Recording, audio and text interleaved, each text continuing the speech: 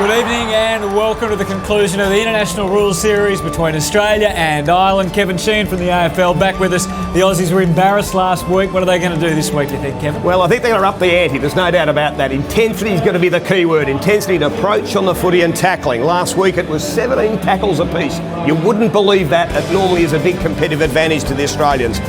44-point loss last week. We're talking maybe some team changes. They limited what they can do. They brought Pat Full in from Brisbane. Yeah, be very useful to a very solid, tall defender. James Kelly, Andrew Swallow. They're the sorts of guys who've had great years in the AFL. They're great tacklers in the AFL. They've got to set the standard. Well, Ireland, as bad as Australia was, Ireland were terrific last week. Their goalkeeper and captain in Steve Cluxton really led the way. Unbelievable performance. 38 possessions. They've got to take his effectiveness out of the game. They've got to stop McDonald as well up forward, who kicked 18 points. All right, we'll ask you more about who could win tonight after we take a break. We'll come back here to Metricon Stadium on the Gold Coast for the start of the game right after this. What we don't want to see, and here we go. This is not what we wanted to see, and it is on. Australia and Ireland erupting again. Well, the scoreboard wasn't so close last week, but there were a few moments of real competition as we welcome you back to Metricon Stadium on the Gold Coast. It's a beautiful night for action as the crowd starts to build up. It's not a massive crowd, Kevin Sheehan, but what they're going to really expect is a much better performance from Australia. Are they a chance to win this game? I'd give them a chance, Hutto. Depends on how they start. They missed their opportunities early last week. They missed 3 easy overs.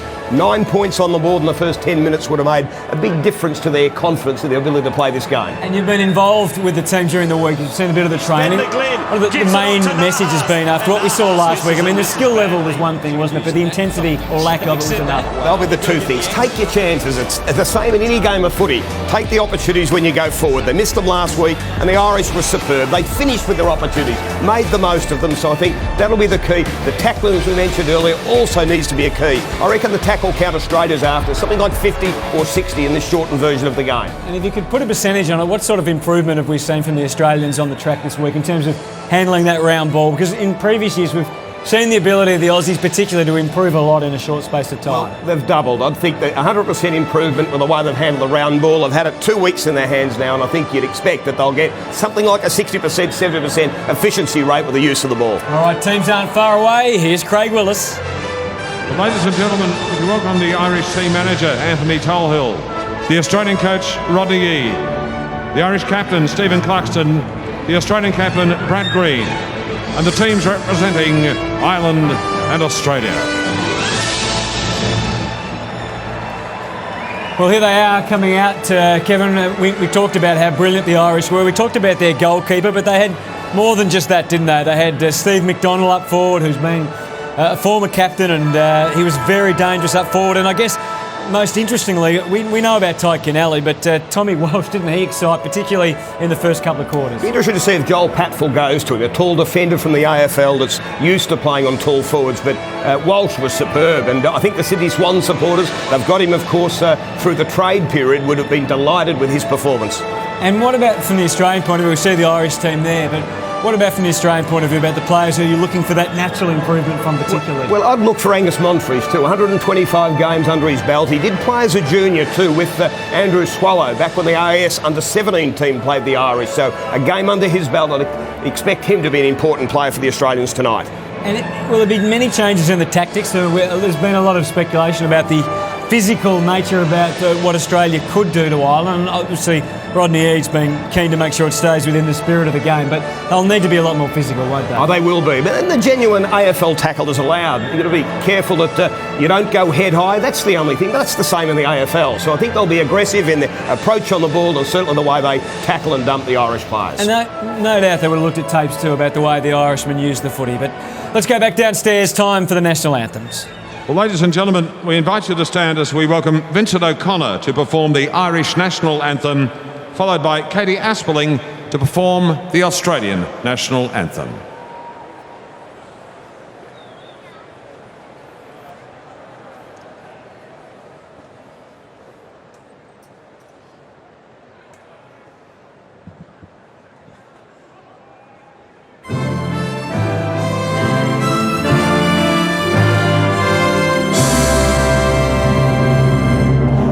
In a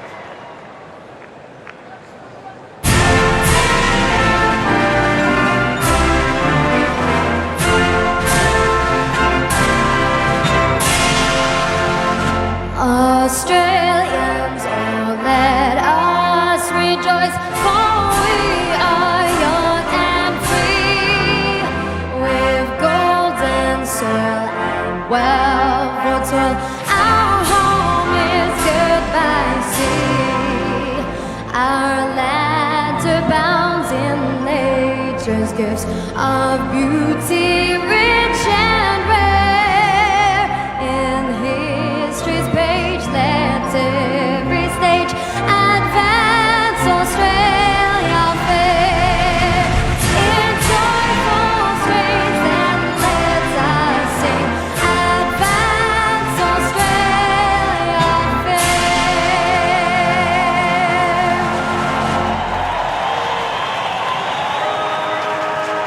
So a big opportunity for Australia to put a much better effort on the board than they did last week.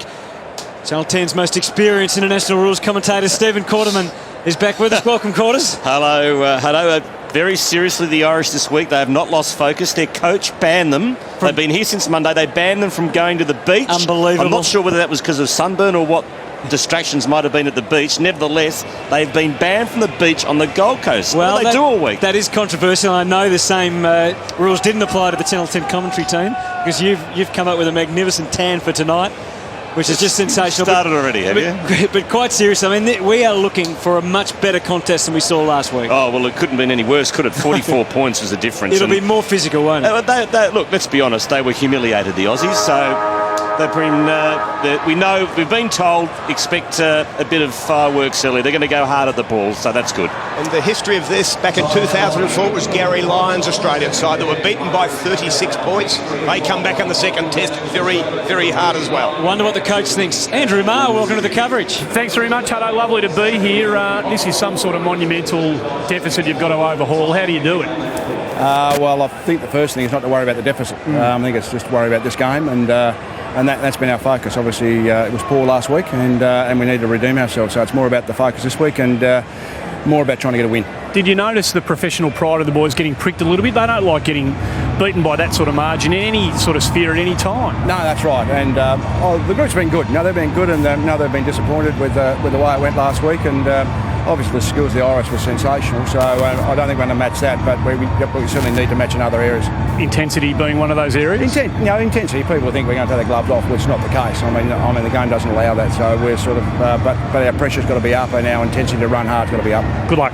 Thanks, Andrew. Rodney, head coach of the Australian, Sean McEntee from TG4, our Irish correspondent over here. Surely your boys should have been enjoying themselves. They've just been told they weren't allowed to be at the beach this week. Their focus is very much on finishing this series well. Yeah, they've remained exceptionally focused, really. They celebrated for one night, had a few drinks the following day, and was back on the training ground. They're highly motivated. They don't want to lose tonight. They feel if they lose tonight's test, that it would put a dampener on the whole series for them. They want to win both games and carry Cormac McAnallen Cup home with them. How's the reaction been back home to what they did last week? Fantastic. I think the public in Ireland were exceptionally impressed by the physical encounter that they brought to the Australians, and I think tonight they're expecting a bit of a backlash. Sean, we're going to be part of the first bounce here unless we get off the ground quickly, so we better hand it back to you, Hutto. Thank you, Andy. And you can hear Robinson and Tui going at it again. as they did last week. McKernan in there and involved as well. Brad Green, the Aussie skipper. Oh, the umpires are into it. Close to McKeever. There's a whistle, and there's the main whistle as the match is underway with Zach Smith getting the dominance in the tap as they did last week, but Kennelly getting straight into the thick of the action. Smith does well, and the Aussies through Swallow try and find a path through. Easton Wood on the back foot here, and a chance to try and steady and set something up. No hurry as far as moving it forward from Bernie Vince. Tommy, no good. Downfield, give it now. 20-metre penalty. Great pick-up by Ray Chamberlain there too. So it was Tommy Walsh, the elbow, after the kick was given. Correct decision, and 20-metre penalty added for not getting the ball back on the full. So Frawley's ball sets it up looking for a mark, but again, the task was too difficult. You get, Milne manhandled, and surely giving away 20-metre penalty he has. And off the ball, Mitchie Robinson and Glynn going at it, so a bit of feeling early in this game. Kennelly for Ireland. Long and wide. Not a bad kick out to Pierce Handley, who was excellent last week. Little short one didn't quite come off. The Aussies get the ball back. Here's Kelly. Weighs up the options. Out wide to Frawley, under pressure. Good pick up. Handball was good also to Robinson, who pumps it long and deep. Smith's in front. Can't quite take the mark under a lot of pressure. Picked up there for Ireland by McLeaver. Now gets it out. And Ireland out of pressure, out of trouble here. Little toe poke down the line by Hanley. Now over to McKernan, who kicks it to half forward.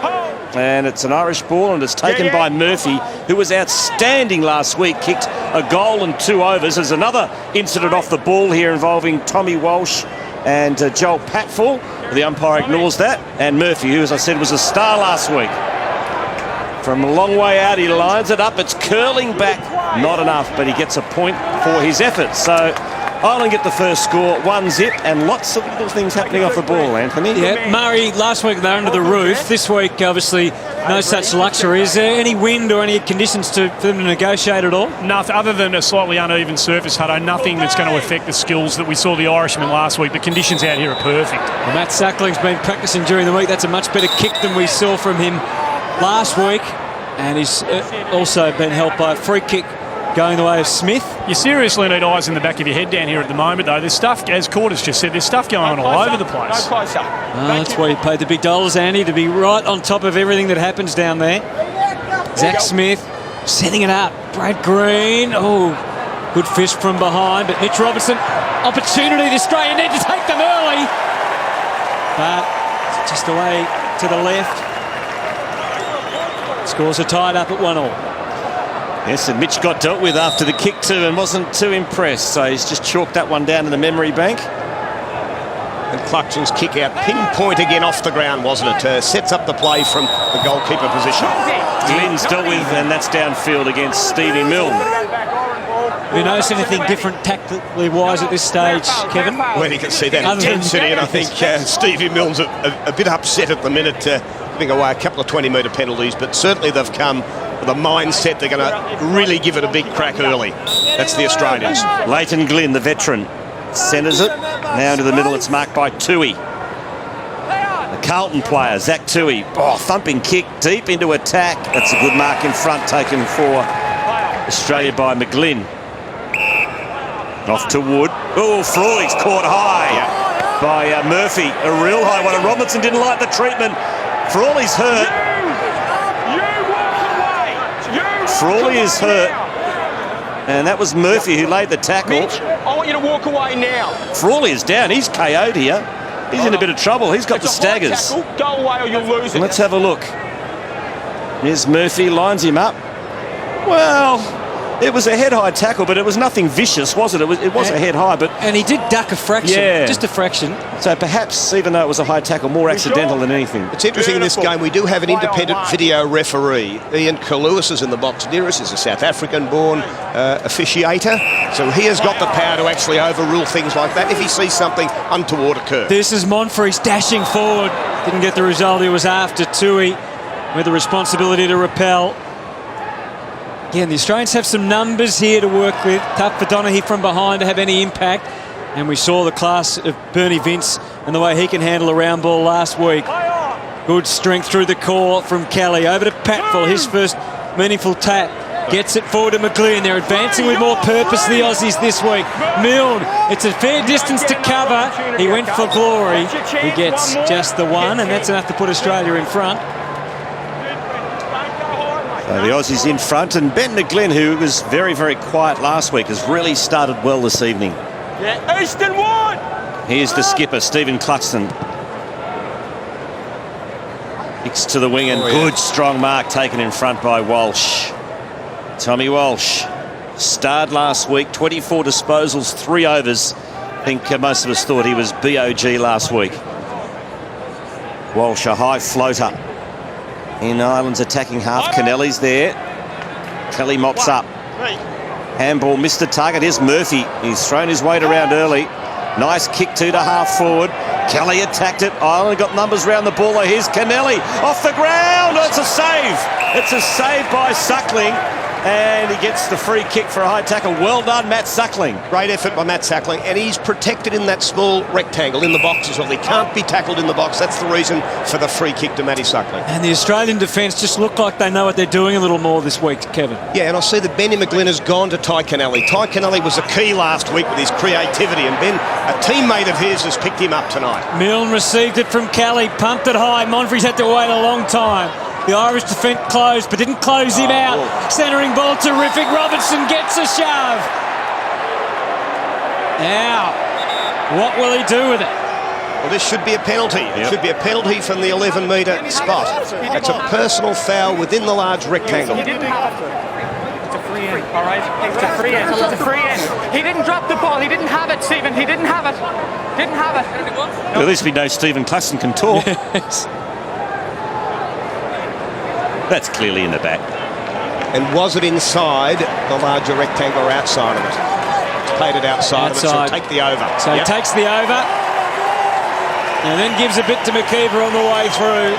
Australia 5, Ireland 1. Oh, it's a spirited contest early. These are the sort of contests you love, Quarters. Yeah, don't mind them. No, Ireland have the ball at half-back. They're under a bit of pressure at the moment. Aussie's going hard early at them. Hard but fair. Picked up by Kelly. Oh, great mark. Beautifully done by Brad Green, who gets some treatment again. Tell you what, last week the Irish rubbed the Aussies' noses in it. They're trying to do the same thing again, and they're not getting away with it. I'm bringing it in. Kieran, you have to go back. Bring it over here. Got a penalty here for Australia. It's going to be brought in front. The 20-metre penalty for late contact, and you can only go as close as the 13. So Brad Green is the best kick of Australia. And another over. So another over for the Aussies. They've got the good early break. They lead 8-1. Down to Andy Marr. Yeah, Quarters with Sean McEntee from TG4. How are the Irish boys, to your eye, handling this early onslaught, Sean? I think it's obvious from both sides they're trying to lay down markers physically early on in the game. The Australians have started very well this time out. They were slow to start in the first test, but a much better and livelier start from them tonight. Back to you, Steve. Thanks, Andy. We do need quite a few sets of eyes at the moment, Hutto. There's lots of little one-on-one things happening behind the ball. Begley to Walsh. They've opened it up with the switch, but just a little bit of a fumble from Hanley. So Pierce Hanley had to delay and eventually found Kevin Riley, who again under some stress. They've turned it over. Kelly's done a great mop-up operation, and Australia away again. Monfries has been lively. This time wasn't suited by the bounce. Gee, I thought that was a high tackle. He gets away with it, escapes. Clean pair of heels and some assistance. Advancing Nikoski. Took a moment, not rushed. Waited, and his pass just misses the mark. Hard to handle for Swallow. The Irish, through Kelly, pump it back forward, but again a fairly aimless kick. Australia should be able to use their numbers here, and they can. Pat Full. Advantage taken from Grigg, and now they're going through Eastonwood and Kelly. So Kelly receives the handball, little short one to Nikoski. High ball on the left, looking for big Zach Smith. He can't quite get there. Great athleticism though from Smith. Kept the ball alive, but he was the last man to touch it. So it's going to be Pierce Hanley for Ireland to get the free kick deep in defence. Now what's happened here? The umpire's conferring. Swallow suggesting that it's Australia's ball. And it is. No, it is an Aussie ball. And Swallow's the man that's going to take the kick. So, not a bad effort. Oh, whistle here. It's a set play. It's a set play. Set play. So from a set piece, you can't get into the box ahead of the ball. Okay, that was the problem on that occasion. They got into that small rectangle before the ball. So Ireland on the attack here. Had a bit of space to work with in the midfield. Kicks out wide. This is McKernan. McKernan from a long way out. It's a thumping kick. Magnificent kick, really. Just faded away to the left and gets a point for his efforts. It's 8-2. Aussies in front. Suckling to bring it back in. And there's pressure all round the ground from the Australian side of the minute. That's 2 behinds for the Irish. They only kicked 5 for the whole game last week. 5 behinds for the whole game. And again, Suckling got a fair piece of the kick in to put the Irish just on the back foot and forced to retreat all the way back to Cluxton. Oh, they're into Cluxton, 2 off the ball too. They've held him, Brad Green. And it's on down the other end. Yeah, Green and Cluxton. Monfrey's in the picture. McKeever's there. And the ball's coming back through Easton Wood. Yeah, you do need lots of sets of eyes at the minute as Wood's got the ball. He ran into trouble, forced to kick hurriedly. Did okay though, got it back to the big left foot of McKenzie, who blazed away wildly and misses everything. That's the cannon, of course. He just had to be a little bit more considerate. Just put it to that hot spot, put it to the 13 to 20 metre mark, just in front of Cluxton. Got happy the spot for it. Irish skipper. A fair bit to say. He's been pinpointing these kick-ins brilliantly so far. He had 38 disposals last week. That's a great win by Paddy Kelly for Ireland. Got the ball back for his team. Now Hanley. Lovely kick down the line. Marked by Murphy, who's been throwing his weight around early in this match. He was a star last week too. Goes long. Well done. Setting himself and taking the good, big, strong grab for the Irish was Donaghy.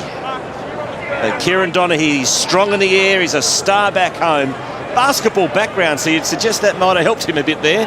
Just a very strong, positive grab, and he should kick it over from here. And he does. And yes, it was a great kick to him, wasn't it? It first landed on the top of his head. He's a guy that's 196 centimetres, so he's a 6'5". He has played for Ireland at the national level in basketball, a star for the county of Kerry, and a star for the Irish side as well. So Matt Sackling, his kicking skills will be tested again.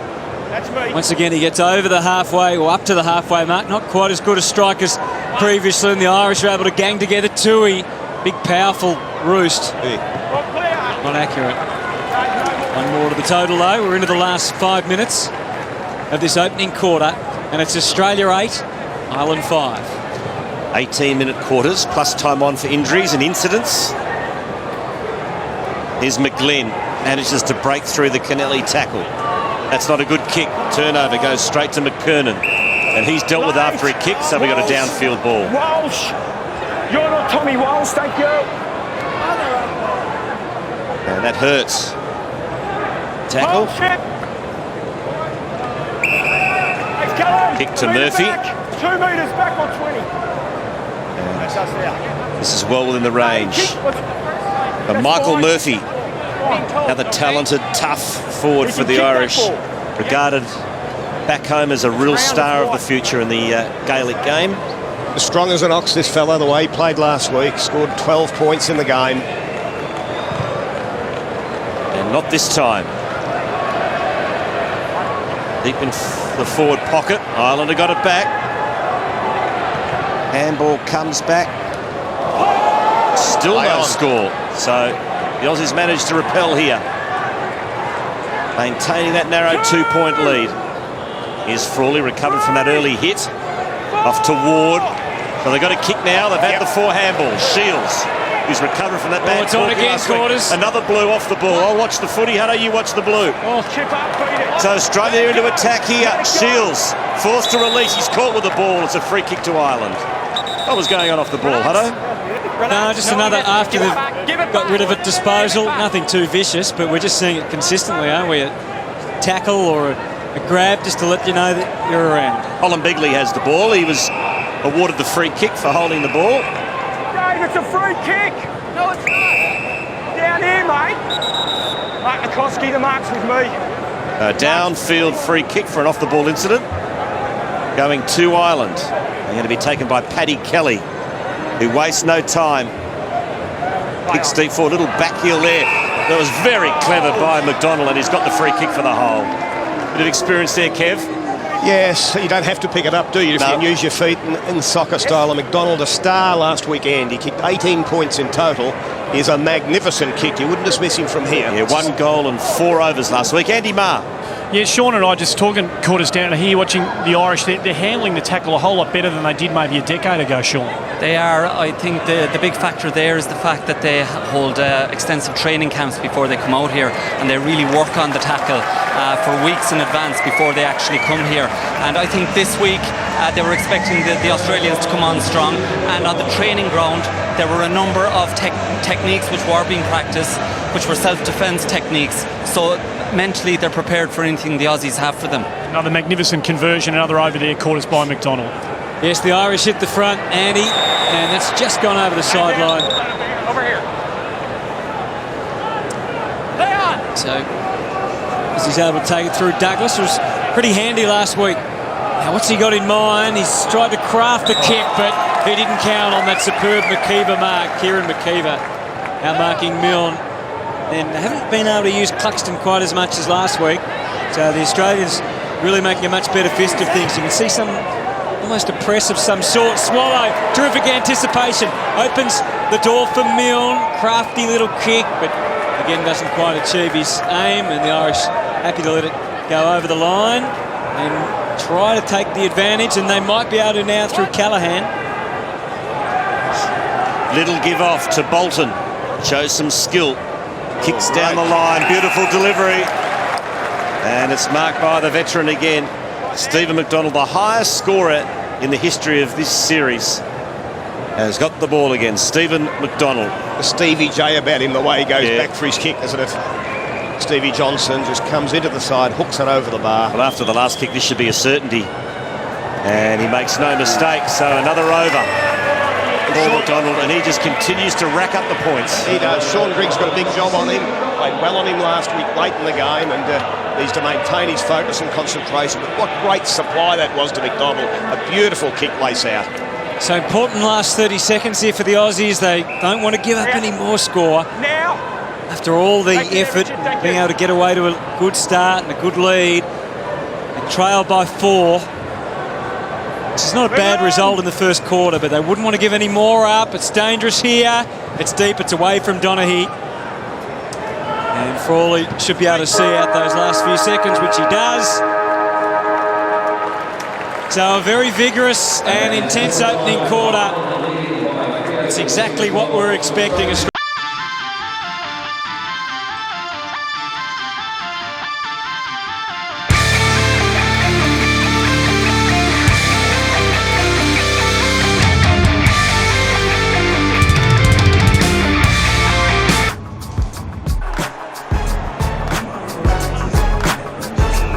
It was a much more intense and competitive Australian team. They meant business right from the start. There was a bit of rough stuff, a bit of push, bit of shove, a lot of words, and much more aggression, and also some success, some small success on the scoreboard. The Aussies getting to 8, but Ireland with their class and a bit more skill in front of goal. In the end, have a 4-point lead at quarter time. Now at half-time coming up for all you Geelong fans, make sure you stay tuned because a bit of a mini-movie reliving some of the great moments of that first Saturday in October. That's coming up at half-time. Stay with us, but into the second quarter here. Anthony Hudson seen personally in the editing booth at Channel 10 this week, editing that highlight package. We start this second quarter. Frawley kicks to half forward. Here's Big Smith, Zach Smith, nicely done. Off to Swallow. He's got no one to give it to. He almost handball to the ref.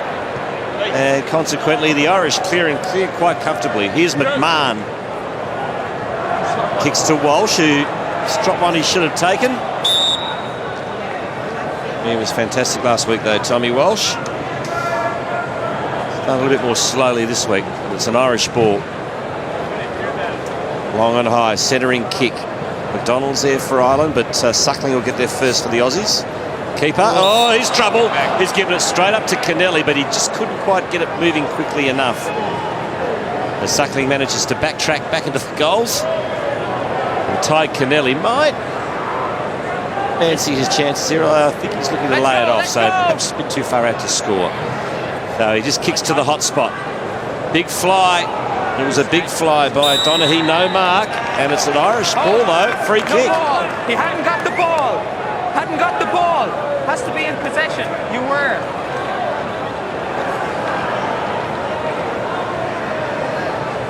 Costly mistake.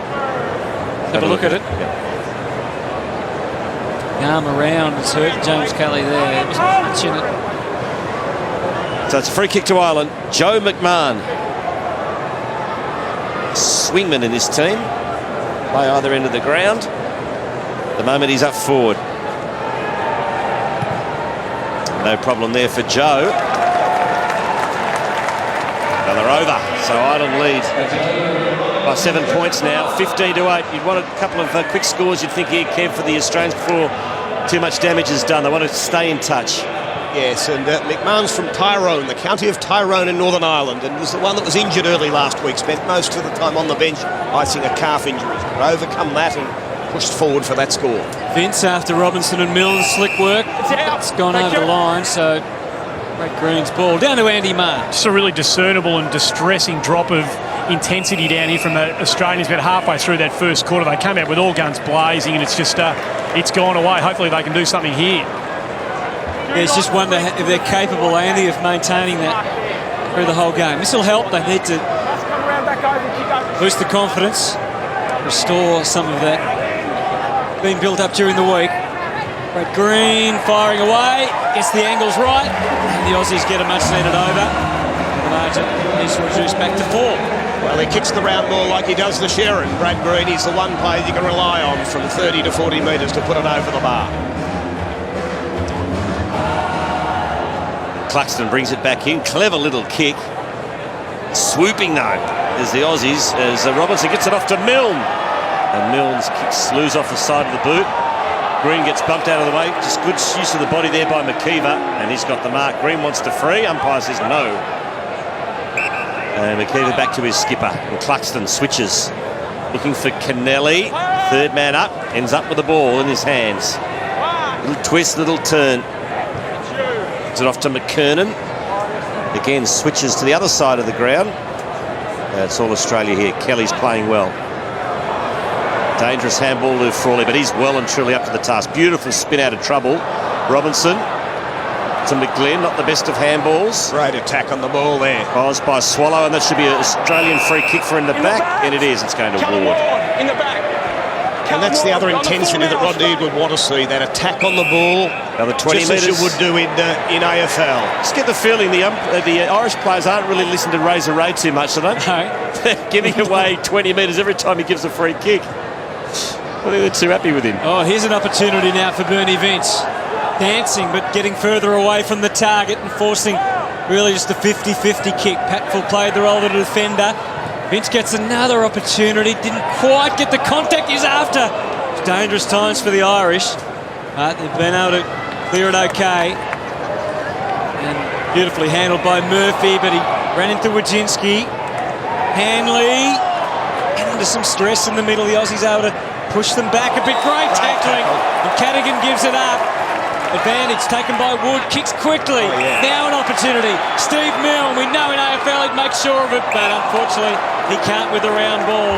And it's again the Irish through McKeever able to come away with the ball. Caught in two minds there, Milne. He thought about the goal, then the over, and in the end got nothing for his efforts. That should be an Ireland free kick, or the ball's out first. You've got to go across the line. The Irish work hard to get support for Cluxton down back too. McKeever cutting across, providing two blockages there for the shot on the 6-point goal. Milne to Green, good grab from the Aussie captain. And he's well within range for another over, Brad Green. This will be his third, if he can convert truly. Certainly leading by example this evening. Brad Green for his third over.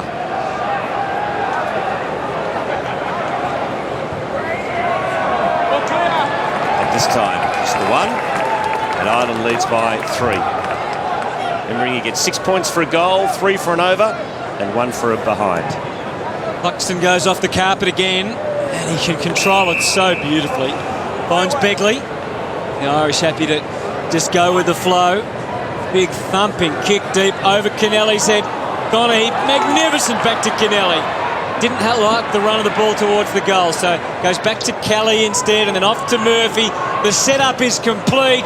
Murphy, absolutely superb. And that is just the edge that Ireland have over Australia that's going to be hard to combat over 4 quarters. Kevin, just that expertise up forward. Oh, yeah, Murphy's been exceptional both weeks. He was last week with his bull of the gate style. He's as strong as an ox, as we say, but his finishing skills very, very good. Great kick by Suckling. Deep into Australia's forward territory. Backing himself was McGee. Managed to dish off. Now the battle's on here for the ball. It'll be Ireland getting there first. And that was a high tackle by Wood on McDonald, who did not like the treatment.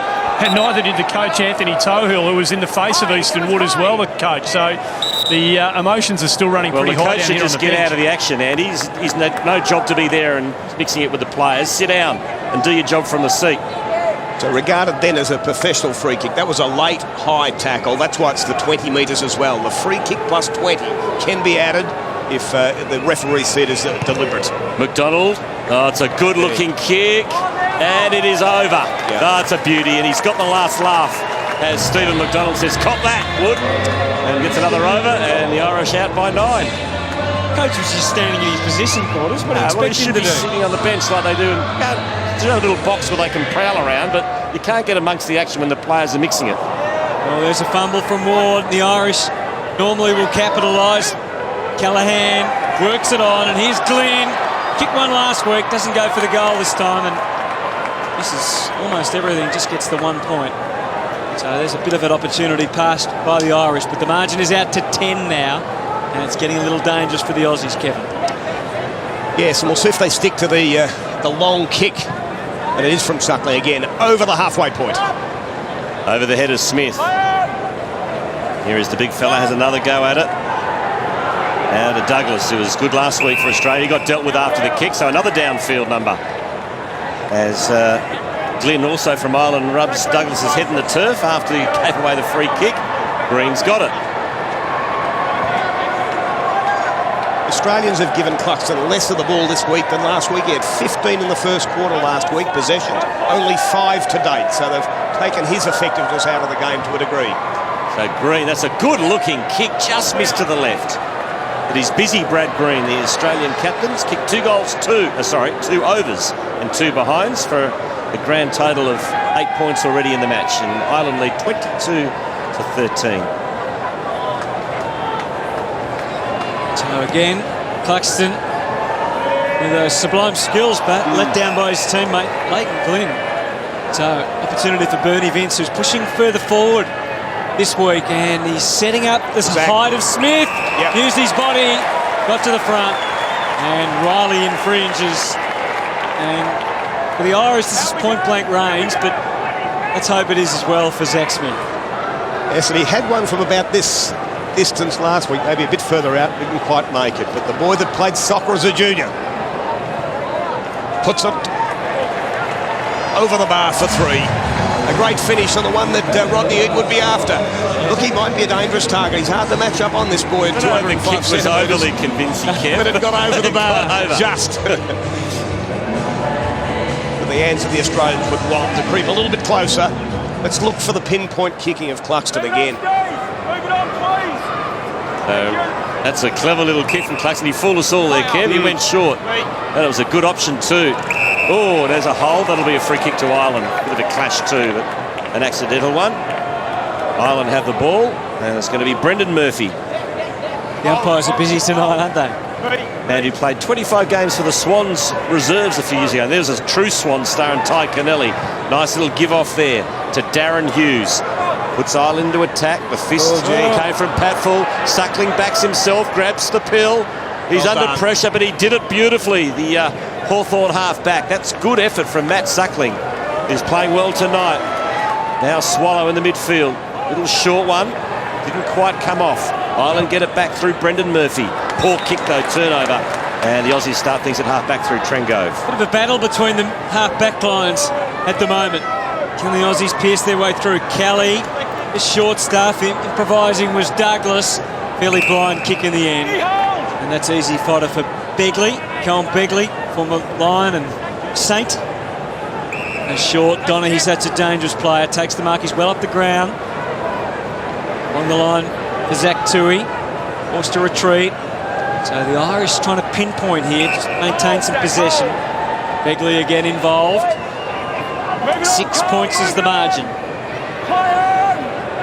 The Irish sensing that it's a pretty important junction in this game here. If they can be the next team to score a couple of times, the game could be all over. If the Aussies can hang tough, can be right in this contest.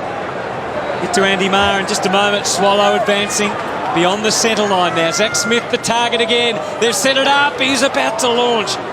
Couldn't quite use the body. Bit of a shove from Monfries. I reckon it's an Irish ball down to the honorary Irishman, Andy May. And with another, a real Irishman, hello, Sean McEntee from TG4. The game appears, Sean, to be being played on Ireland's terms to a large degree now.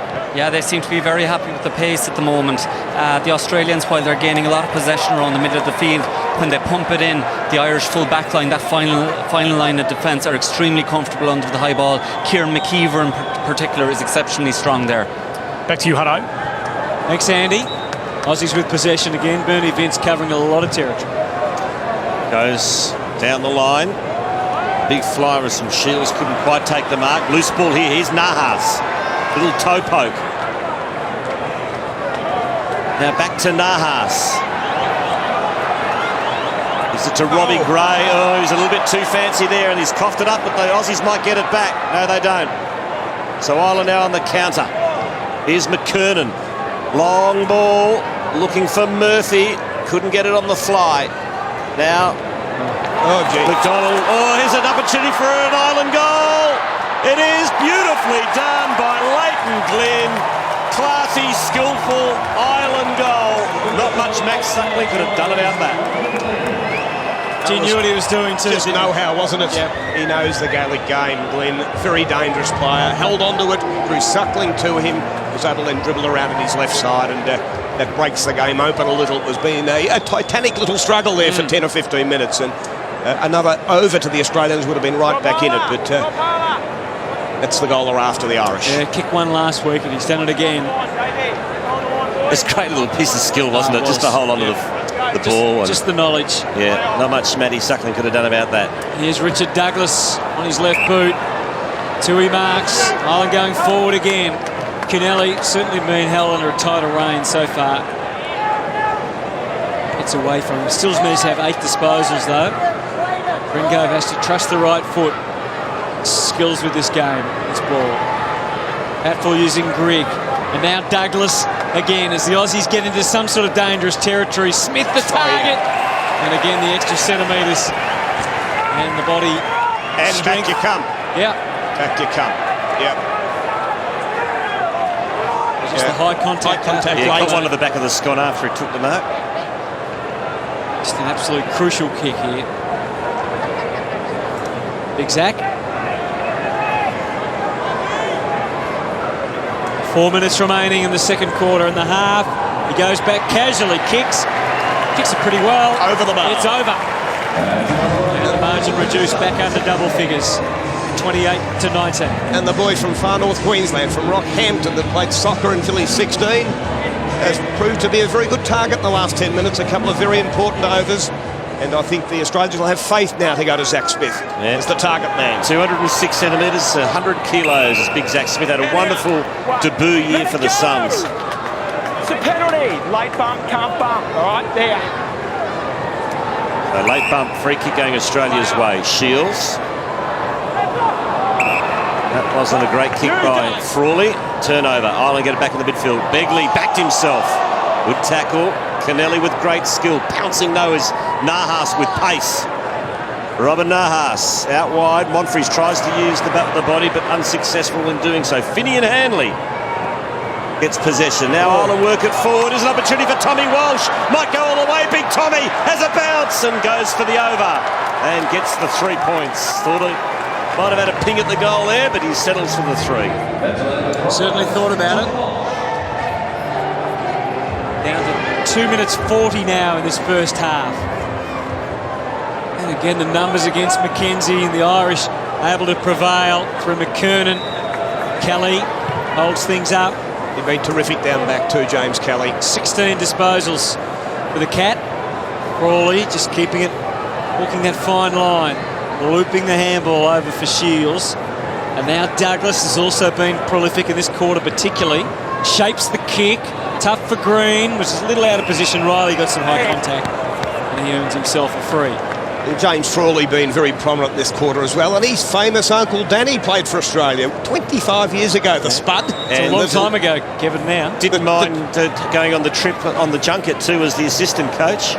Very, very tough man he was. Not well liked by the Irish players, I can tell you that. Danny for some of his roughhouse tactics back in 1987. Your were the spots are too. When I was there in 06, he had no doubt as to where the places were to go. Dave, Dave, what's the penalty for? Because the greater advantage is where the ball is. Yeah. Okay. Where the ball is, yeah. Thank you. Thank you. Where the ball is. So the mark is here. The Australian free right in front of There's goal. an incident that happened up there. Yeah. Move out, please. I'm not sure it was 100 metres away. We're right there. It'll be Zach Smith. Incident down the ground. The ball was back in this area, so it goes to where the ball is. Ray, right on top of it. As always, and Zach's right over it. And the Aussies reduce the margin to 9. I think the Irish are just falling a little bit for the old 3-card trick of being over-physical, giving away some silly ones at times that allows the Australians to pick up some penalties, free kicks. 3 overs in this quarter to Zach Smith. Yep. So the big fella's done well.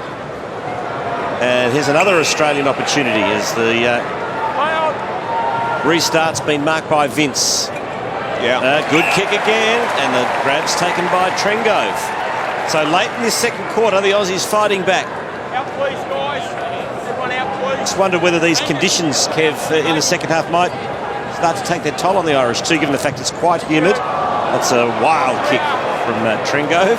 And we heard that the Irish had prepared well all week, hadn't been out in the sun or on the beach. Well, the Australians have prepared. I can tell you that. They've trained hard. They've worked very hard from last Saturday morning down at the beach in Melbourne right through the week to focus on winning some, I suppose, respect through their performance tonight. They've been very good to date. Lofted kick from Claxton. Walsh. Tommy Walsh. Free kick to Tommy Walsh. Bit of a shove, so 45 seconds here. There should be in no hurry to get it back to them. Extra time, of course, because of the 6-point goal. That's the only time it's added, other than the blood rule and stretcher cases. Extra time with a 6-pointer. The Irish will know there's not long to go in the quarter. Kennelly set himself, and you can see that one coming, as he might get a bit of help as well, has he? A bit of contact afterwards. The coach is screaming at him here. I saw it butt in to go for the 6, but now the Australians have tweaked to that, so maybe the door's closed on that now. Didn't fill up the area too much, but I think he'll just pop it through for an over and give Ireland an 11-point advantage at half-time, which would sit pretty comfortably on their shoulders after all the efforts of the Australians. Here's Kennelly. Pretty straightforward. You can see it there. No mistake. And Ireland lead at half-time, 34-23. Quick thought, Kevin? I think Rodney here to be pretty happy with the endeavour of his players. Certainly the class of the Irish has shown it. Their field kicking of the round ball has been the thing that separated them from the Australians. They're able to spot up targets leading forward. Down to you, Andy. Thanks, Hutto. Nice way to finish the half, mate. It's great, personally. Look, it's a great contest. You know, the Australian boys really putting it up to us, and it's fantastic. You know, I think if they had another week, they'd even be well ahead of us by this stage with their kicking. You know, so it's great, and you just see how professional they are about everything. And the contest is real hard, which is fantastic. Your group's capacity to handle the physical stuff, the vigor's improved out of sight in the last couple of years. They have, you know. I think the actual physical side of Gaelic footballers got a lot bigger, and AFL footballers have gone the other way. Yep. They got a lot leaner because the games got quicker and faster, you know. Whereas Gaelic football, the game is actually a little more explosive, not as endurance-wise, you know. Maybe it's something the AFL got to think about, maybe making the quarters longer if they do want to make the game a lot even. We'll let you get back. Good luck in the second half. It might be the last half of footy that Ty Kennelly plays in any form of the game. We'll keep an eye on him. A break here at Metricon Stadium.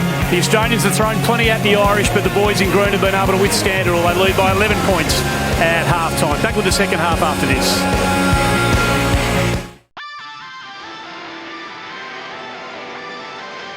There's the scenes in the Aussie rooms at half-time. They're 11 points down. It's pretty humid here, so I just wondered maybe with Australia's superior fitness, might work in their favour in the second half. We'll have to wait and find out. 1 goal, 8-4, 34 of the Irish, leading Australia by 11 points, 6-5-23. Wonder if the conditions will suit the Aussies, Kev. I think they will. You know, they're professional players, and for many of them, they're 4 or 5 years into their career, so they'll be used to the heat of Brisbane. Pierce Hanley won't be worried about it, so it might just catch the Irish out. I've loved the game so far. It was always going to be played on the edge. The Australians were to come back at the Irish. They were demoralised last week and really wanted to make a statement tonight. The Irish were expecting it, and they probably overplayed it a little bit, gave away some free kicks. Brad Green's been lively up forward, taking a couple of marks, and then Zach Smith. Yeah, 3 overs in the second. 3 overs, he become the tall target. Here's Donaghy putting one over the bar, the big tall forward, and then McDonald, well, he can thread it from anywhere, can't he? He's such a gifted player with a round ball. He slotted a couple through, he did last week, and Sean Grigor's got his work cut out playing on here. Well, you're a Geelong man, Kev. You'll enjoy this. It's been a month tomorrow since the 2011 Grand Final was run and won. If you're a Collingwood fan, I'm not so sure you'll be wanting to watch over the next 3.5 minutes, but particularly for Geelong fans, let's relive that fantastic first Saturday in October.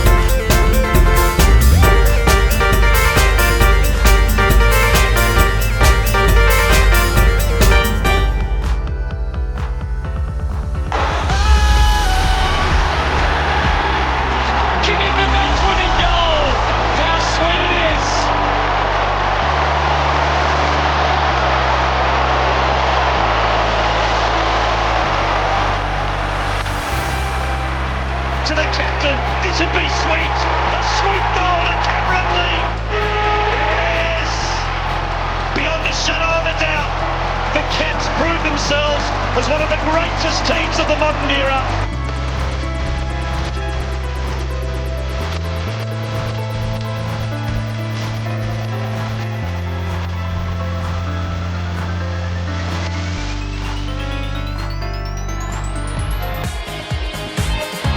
And what a way to finish for Cameron Ling, who has subsequently announced his retirement. Another break here at Metricon Stadium.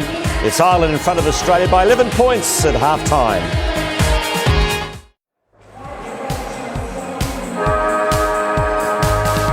Second half about to get underway. Ireland lead by 11 points. Andy Marr, bit of an injury worry for the Aussies. Yeah, it looks like David Wojcinski's got a cork to the lower part of his side, just on the top of his knee. Highly unlikely in the second half. All clear over in the Island camp. Hutto?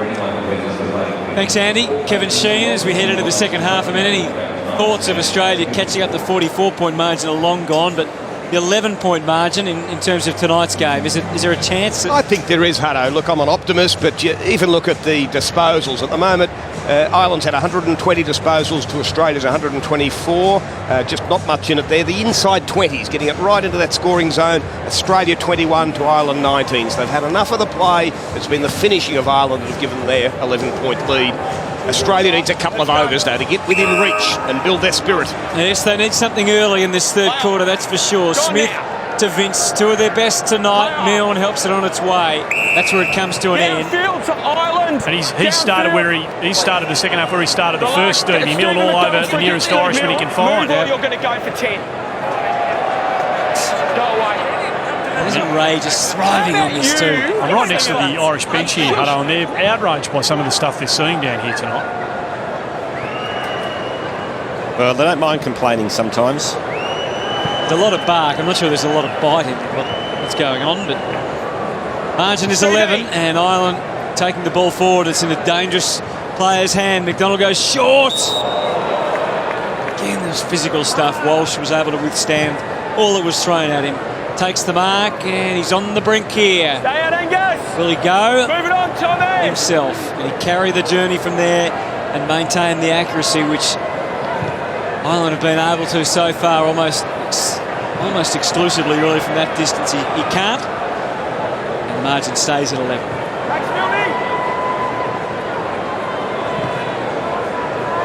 Matt Suckling to do kicking in, and it's not his greatest effort tonight. Ball taken by Glenn, who kicked that goal in the second term, and beautiful delivery up forward.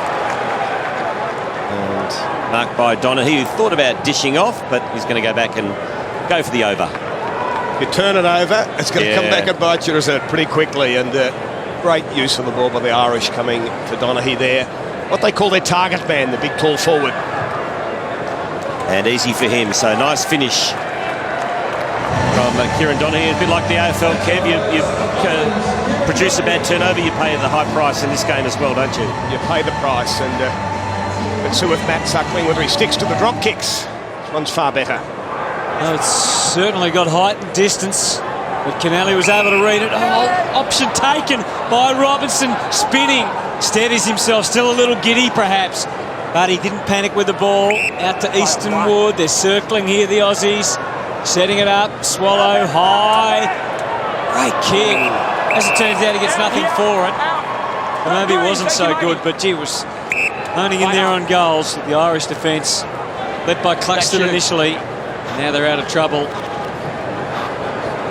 Only as far as Kelly. He's had a very good game.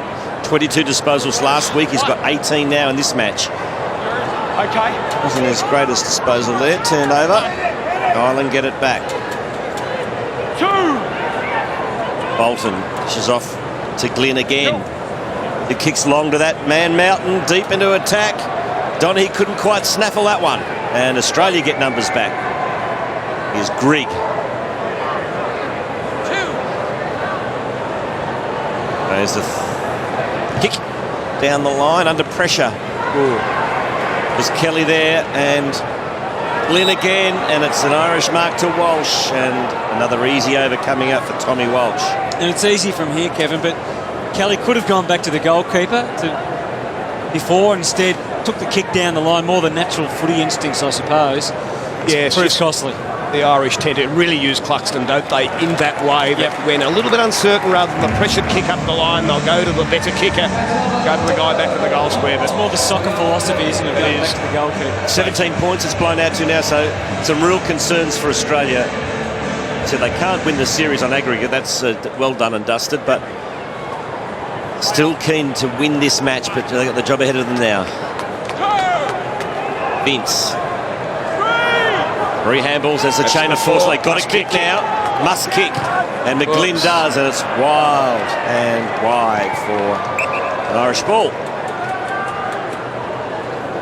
Probably the hardest skill under pressure, isn't it? You're about to be tackled to be able to just chip the kick, not give it the full roost, because it will skew away to the right-hand side. You're going to get that top spin on it. Even if it's a low kick along the ground, it's far better than that blazing away. No one on the mark.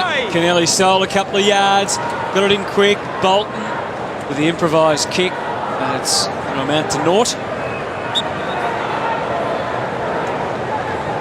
And that's known as a wide, so a kick in from Matty Suckling from the 13-metre box. How have you assessed his night in goals tonight? I think he's been very good. You know, it's taking people out of their comfort zone. He's thrown into a foreign role. He's done a very competent job, I think. And shifted just to butt in there. Tommy Walsh has just come off limping heavily, favouring what appears to be a right knee at this stage. So let's hope that's nothing too serious. Yeah, Sydney fans will be a bit nervous about that. Douglas sets it up. And the Irish defence steadfast again, and again they concede 20. Bit of gamesmanship going on there too with Pierce Hanley. That gets the crowd involved. You don't need to get involved. Even Ray having to work overtime back there. Not that he minds. I reckon he'd be enjoying this, wouldn't he? He thrives on it. To Begley. What a kick. And there's another 20. Liam Shields! Thank you, buddy. Just there's fine. Hold, Liam. So Begley beyond the centre line. Kicks this. What do you height? The defence led by Eastonwood had a good look at it through the air. Off to Mitch Robinson now. Off balance, but still choosing to bounce. Monfries gets it eventually, running into a wall of pain. So prior opportunity. So the arms ball for a rare time. That's the hop ball, they call it. The Irish call it the hop ball. The referee called that. Oh, brilliant swallow. Yeah, it was. Really won the hard ball there. Ireland get it back. Handball over the top from Murphy, who got dealt with. And that's downfield as well. Mitch Robinson. It was accidental. He's outsized there, Mitch, isn't it? I don't think it'll bother him too much. There's some big Irish boys in this team, isn't there, Kev? There's nothing much in that. It's big Brendan Murphy, the guy that had a couple of years at the Swans and then with shoulder and ankle injuries was unable to stay on. Play on's the call. Well, the Irish have been sucked in here. Irish have been sucked in. We'll have another hop. Give me the ball now. Actually a hop ball. Give me the ball now. Are you deaf? Well, that is not good. Ray's on fire. Well, Ray is on fire, but you can't speak to players like that. Give it to him on 20. Mind you, they cop a lot worse, the ump. So I guess what's good for one's good for the other. It's a tough gig for the refs. Remember, it's a combined game here, and you've got your language. I reckon the refs have done a fantastic job. A fantastic job. Under enormous pressure. It's some kick across the ground. Oh, the risky kick. Yeah, wasn't it? McKenzie. He was looking for Green but couldn't find him. His kicking doesn't appear to be as effective in this game as it is in ours at this stage for young McKenzie. Just to allay any fears of Tommy Walsh, here it is, the incident where he got that knock on the knee. He's had some physio and been on the bike, and he looks ready to come back on, the big fella.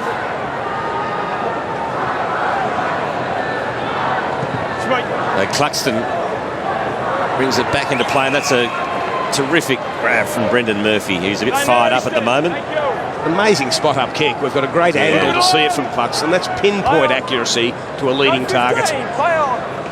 One, that's me. Now the Irish start things again from half-back. Beautiful running possession game. Now Michael Murphy to half-forward. And that'll be an Aussie ball. 20 to Kelly and 15 to Vince. Well, they were the best players for Australia last week as well, along with Douglas, who had a good game for Australia last week. So they've certainly been consistent in both matches for the Aussies. Here's Frawley.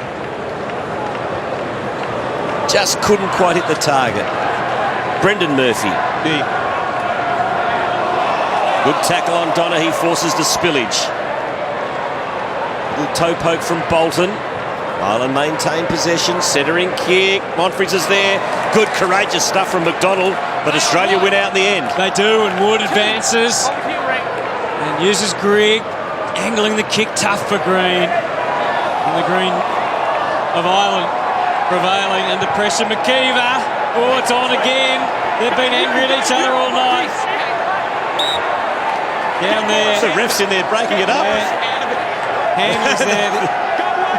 Humphreys and Green. We'll stay with this. Play's going on, but we'll stay with this. There's a yellow card. Monfries has copped the yellow card, as is Handley for Ireland, so two of them will be coming off the ground here.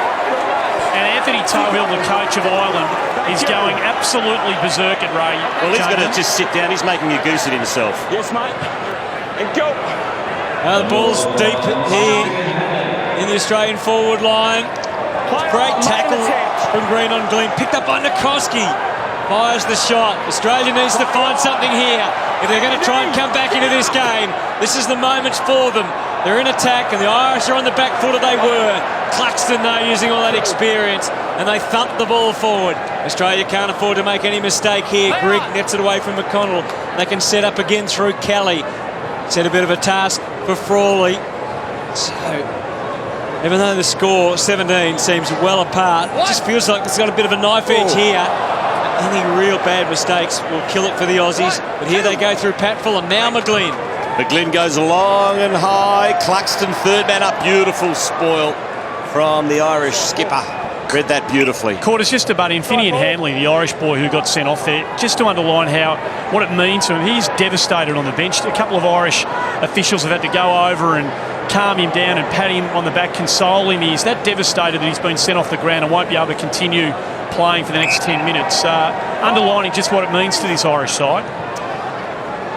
Brad Green certainly was the initiator there, and then Monfries came in as the third man. Here's Michael Murphy. Back to Glenn, who's been a star tonight for Ireland. And that's holding the ball. So free kick against Tui. Australia work it forward again. Whistle, free kick going to the Aussies. And it's going to be taken by Brad Green, who was also lucky that he didn't get the yellow card.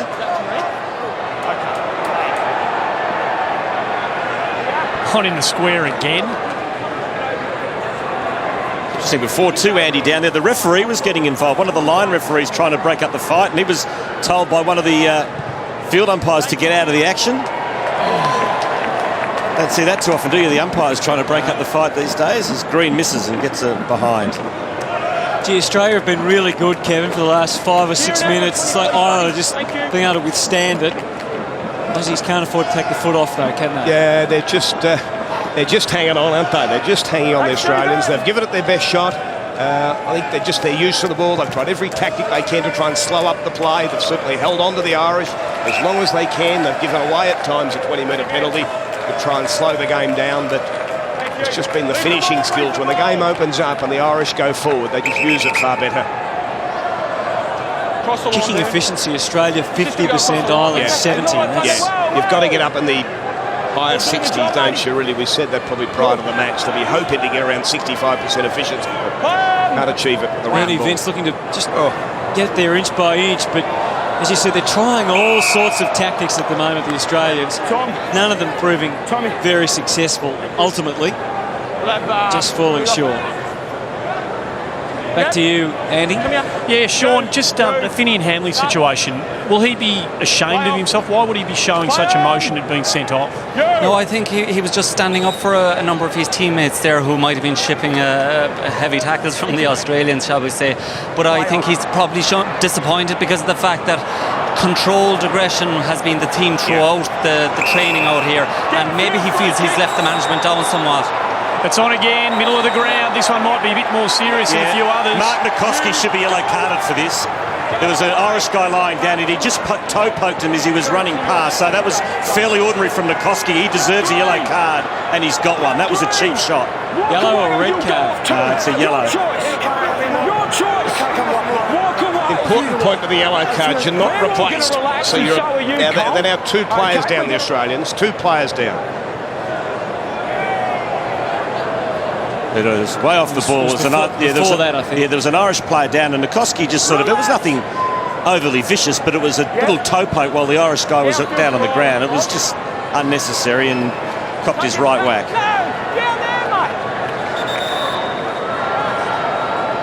Down to the referee. Now, the free should not be where it's taken. It shouldn't be way down there. The incident happened. This is where the incident happened, just there. Yeah. So and the ball was there. Yeah, so the free kick should be there rather than... It's tough for the umpires, though, as we've said, just to get a handle on what's happening. So they have stopped the clock here. That's what he said. That's exactly where it is. Okay, so where is he? There's no force.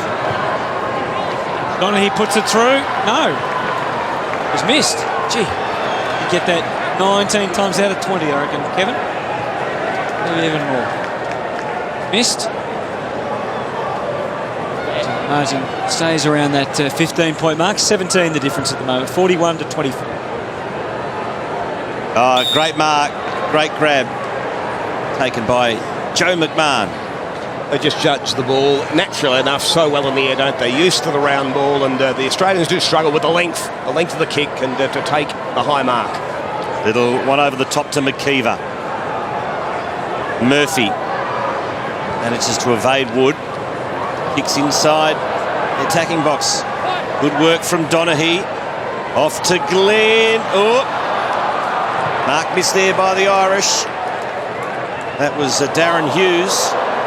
So the Aussies are one down at the moment, aren't they, Kevin? Yeah, so they only have... Another player put down off the ball. This time it was an Australian player, and he's got a yellow card. We've levelled it up. It's 2 all, man. Kieran McKeever. Now the coach is on the ground. He's got to get off. The coach is on the ground. That's seriously. That is a crazy yellow card. I mean, the bloke's just been running past. It was the slightest bump. The Irish have got every right to be incensed about that. Yeah, it's 13 apiece at the minute. 13 apiece. 13 players on the field each. Yeah, that is unfair call on the Irish. That is a joke, actually. Yeah, gee, that was really tough. But the Irish coach has got to stay off the ground.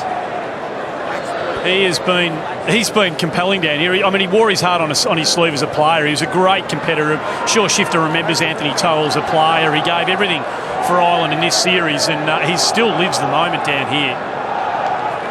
And unfortunately, it's a feature of the Gaelic games that the coaches or managers, as they call them, do get on the pitch, and it's something the GAA wrestle with and try and improve. So there is a technical area that they're supposed to stay in, and that doesn't include crossing the white line.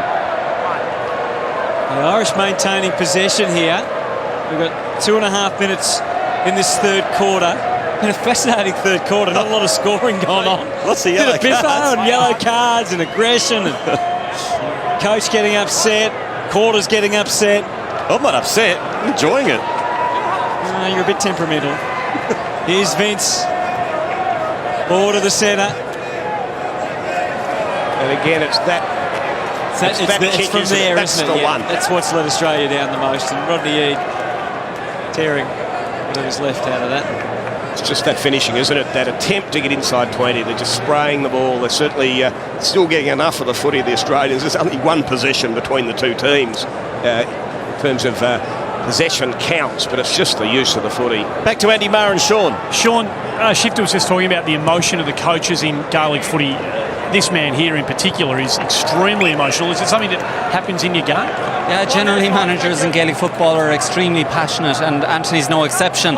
He was a great leader as a player and also as a manager. Now, that being said, he has a couple of selectors up on the stand here who are keeping an eye on the game as things are getting a bit rough again. But he's got a couple of players up on the stand keeping an eye on things. They take an exception to the Callan Ward hit here. Quarters, it's on. Oh, there's a knee in there. Oh, geez, it is getting willing. The Callan Ward hit started that. The Irish boys were furious with the hit down the back of the Irish player backing back, and they almost to a man came in there. Well, seriously, this game is turning into a farce. Yeah, this is farcical. We did not come here to watch this rubbish. This is ridiculous. What's wrong, mate? He's still down to the guy that was on the end. I can't pick up his number. He's still on the ground. He's in a world of pain down there at the moment, the Irish player who copped the initial hit. Well, someone's got to get down to these teams at three-quarter time. It's farcical. Yeah. I mean, this is not what people want to come and see. I mean, OK, everyone likes a bit of argy-bargy, but this has gone way too far, Kev. That'd be a 50-metre penalty and probably a report. That would definitely be a report. Yeah, we don't need to see that. Eyes on the footy, go for the spoil. It was late. Ready. And McMahon's the player, Shifter, who's still on the ground. And that's potentially broken ribs or even more serious. Robbie, I'm sorry, mate. The third man has to go. I'm sorry. Off you go, mate. I'm sorry. Off you go. Now, I need you to take a deep breath. He's gone. I need you. So Robbie Gray goes. That's a yellow card. The rule is if a melee occurs, the third man in is deemed to have incited the melee. This was a melee. There you go. So it's a late knee into the back of a guy that was going to mark the ball. Brave under the ball. And then it was deemed that Robbie Gray was the third man in. That there he comes. Starts to pull. And that's the referee's discretion then to say, OK, who's incited that? They start to pull at an opposing player. So they're down to, again, around the 12 players on the field, the Australians. This is a pretty serious injury. Right into the ribs, or it's potentially very dangerous. And right at the moment, I don't see much point in all this. Do you agree, or...? Well, it's like the future of the series is always not far away from being in doubt, Kevin, is it? I mean, we know we had those couple of years where tempers boiled over. There's Hanley's returned after he spent his 10 minutes, and the physical element is always something that's been questioned, isn't it? Yeah, so of course the Irish are not used to body contact that you get. They're not used to the tackle, and so they're going to react to the tackle, and they overplay that a little bit, the reaction to it, and that causes, I suppose, the frustration that comes into it. But it didn't escalate too much further then. They settled, the referees settled it, and at the end we'll see how the final quarter unfolds. Well, three-quarter time, it gave us something to talk about in that third quarter anyway. And it's Ireland leading by 17 points, 41-24. We're back with the last quarter. Who knows what might happen there at Metricon Stadium after this.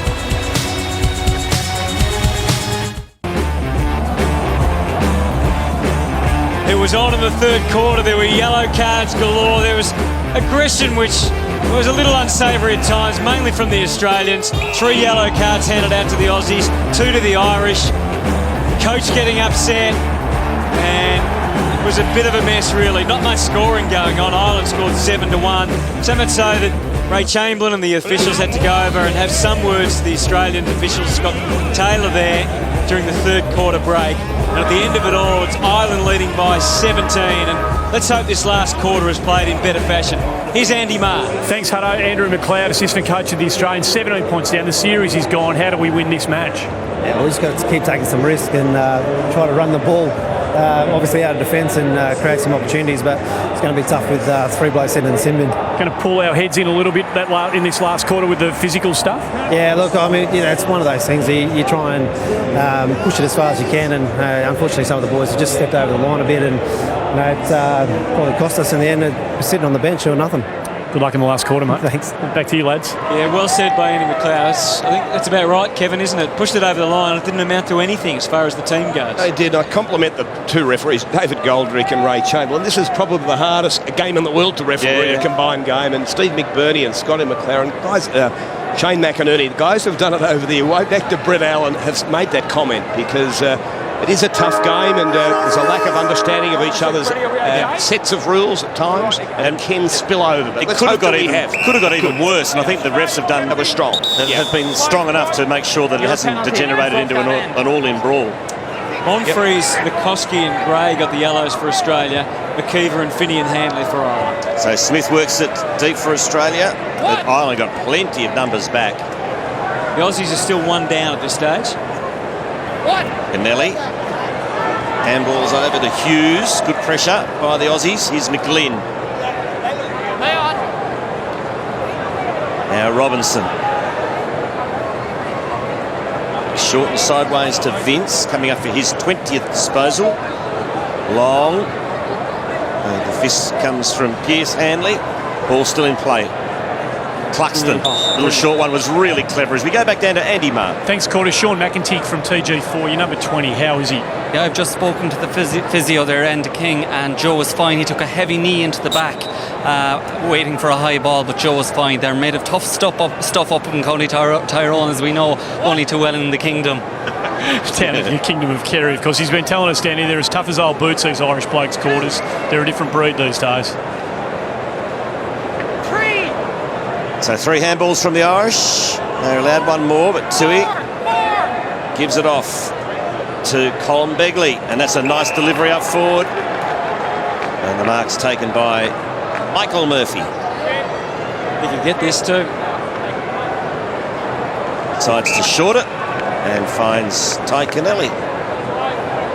He's playing, we think, boys, his last ever game of footy of any code. Well, I think he plans to stay in Australia. Yeah. He could certainly have a few more years in Gaelic games. Yeah. He want to slip back over to Ireland, but I think he wants to settle in Sydney, and it may be the last time we see his exquisite skills. Round ball or Sharon. Oh, you've jinxed him, Kev. We have. Welcome to special comments, Kev. Kelly caught one high, so that'll be a free kick Australia's way. An advantage paid. The Glynn. Dave, that's you. That's out wide. And there'll be an Irish ball. Hang on. 1, 2. And ball comes out to Begley. Didn't quite have it. Good hard ball get there from Trengove. Now Australia on the counter. Frawley's been good. Long and deep to Smith. Couldn't quite hang on to the mark. Plays a little bit of soccer back to Green. That was clever. Now Green screws it around the body. Centering kick. Trengove's there. So is Smith. But again, Ireland have the numbers. Ball beautifully protected by Tui. And that allows Hughes into the picture to clear for Ireland. But Australia relentless here. Fumble from Vince at the crucial moment. Recovered okay. Gets another chance after the Milne kick smothered. And again, the Irish resilience is on display, and their skills now as Begley charges. Had it under his command. Bit of a fumble. And it went over the line, so he's given it up. I reckon Australia's second half has actually been very good. That was the pity of that third quarter with the unnecessary rough stuff, because they really got on top in some ways in general play. Never able to finish it off, but much more competitive. Glenn tries to guide this one. There's a whistle. And Okay, Pierce. Colin Begley, we see in the play again, the guy that spent some time at Brisbane and St Kilda. Been a consistent player for them. Again tonight, he's leading the possession count with 18 disposals. Was their best player in the series last year over in Ireland. Paddy Kelly was loose up forward, but has turned it over by hand. Vince, little slap to Patfull. Back to Vince for number 22 as far as disposals are concerned, and a good strong mark taken by Begley right in the middle of the ground, and quick release. Trouble here. Walsh, short one. Here's an opportunity for Murphy. Goes the over and gets the 3. And now Ireland lead by 20 points.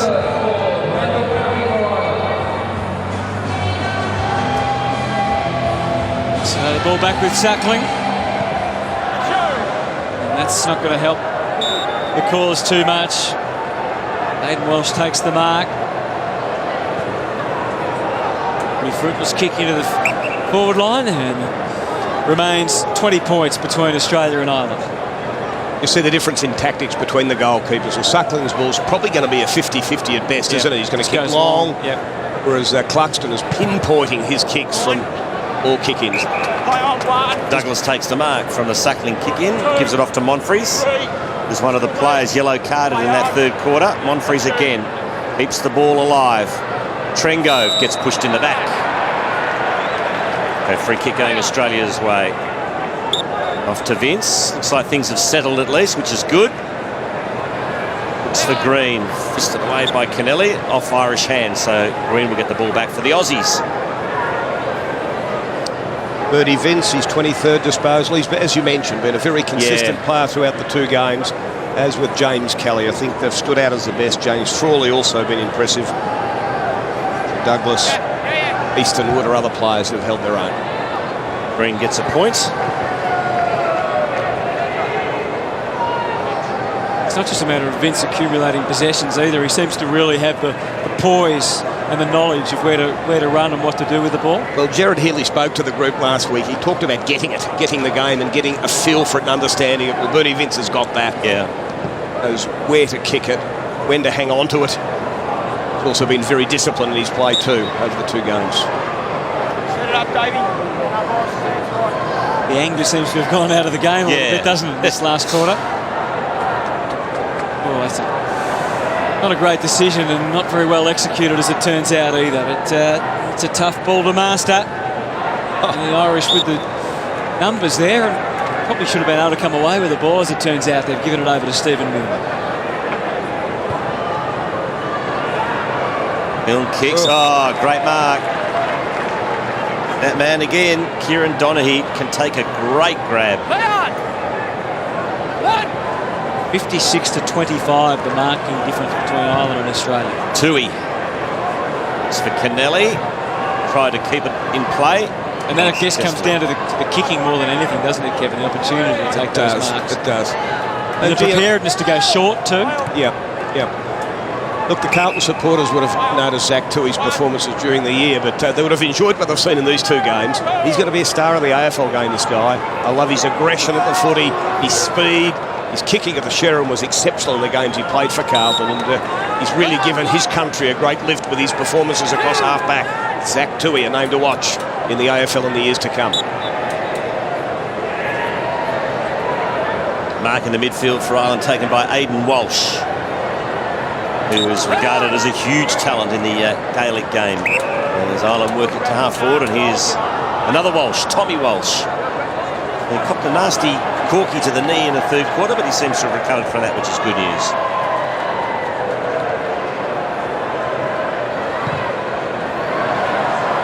That one's missed by plenty. 2 years with the Sheringham has put him off a little bit. Big Tommy Walsh had the 2 years with St Kilda, of course, and not as accurate as he was last week, but still been an important player as a centre half forward, you'd call him, also pushing up through the midfield as a tall midfielder. Zach Smith with the fly, but the ball got through to Walsh at the back. Hey, touch ball. Aidan Walsh, touch ball, you heard the call, so there won't be a mark. And it turns out Brigg was able to get that clean hands and uses Kelly. Now the Aussies are away again through Monfries. Delay, waited for some help from behind. It came from Kelly. And now Zach Smith was in shape. There's some interference. In the back. I think it's an Irish ball. Yeah, pushing the back against Brent Green. Just while the ball's in Ty Kennelly's hand, Sean, will Kerry, the boys are talking about whether this is the last competitive game that he will ever play in either country. Will Kerry make a big play for Ty Kennelly to come home? They certainly will, and he would be a huge addition to the ranks. I've spoken to him about it during the week, and he certainly is considering it. He'd love to win another medal again with Kerry. He returned in 2009 to emulate what his father and brother did before him. So he's certainly considering it, but then again, there's a lot of factors that could keep him in Australia. Big chance here for the Irish. This is a penalty kick. This is a penalty kick from the spot being 11 metres from the goal. Should have been.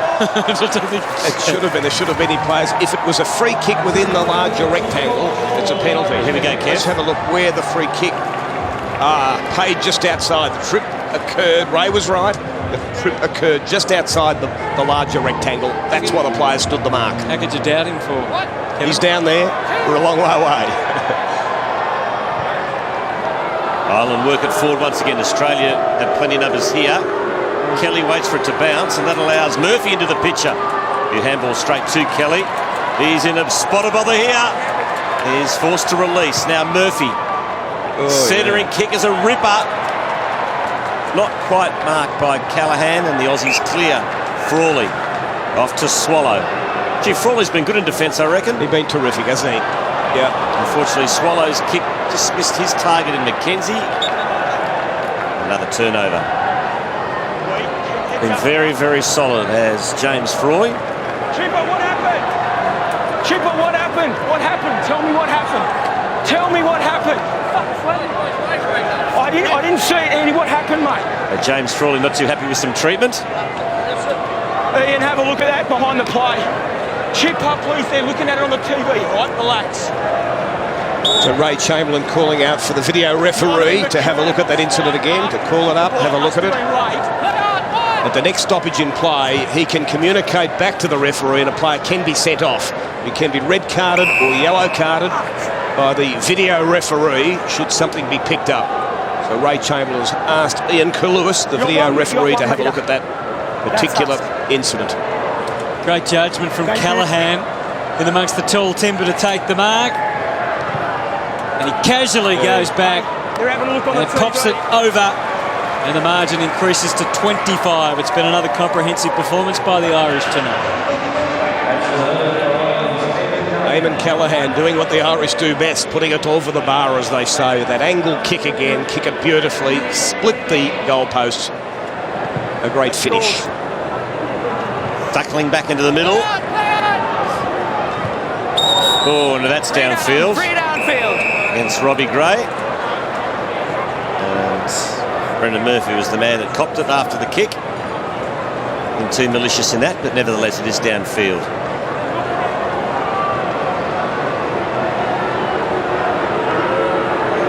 So no doubt about that one. And Ireland have the kick. Donaghy directly in front. He won't be happy with that.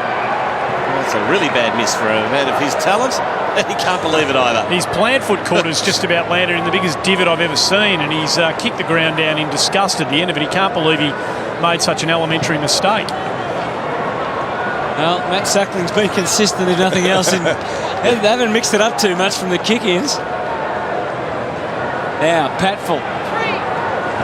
Just a bit of short stuff, and that doesn't come off for them that time with Cal Ward. And Ireland streaming forward again. Big bomb for Donaghy. Just got manhandled a fraction. Sackling's left his area. Well done. And it proves to be fruitful. And he uses Kelly, who's done a power of work down there. Grigg might have to go back to Kelly. Didn't necessarily want it. Gets himself out of danger with the use of the boot. Aussies storming forward here. Here's Callum Ward. Been hard going in the forward area for Australia again. Just 6 overs, 7 behinds for 25 points in total. And the Irish goalkeeper Cluxton getting involved. And coming away for Brendan Murphy. Well, the Aussies conceded a record margin last week as far as winning margin is concerned. At the moment they're heading for the lowest score ever in this series, but maybe that might help. That's a good over by Benny McGlynn. The lowest score ever in this series is 31. The Aussies have crept up to 28, so let's hope they can get rid of that unwanted record as well. That was a lovely finish from Ben McGlynn. Beautiful kick. 22 points the margin. Remembering Ireland won the first game by 44.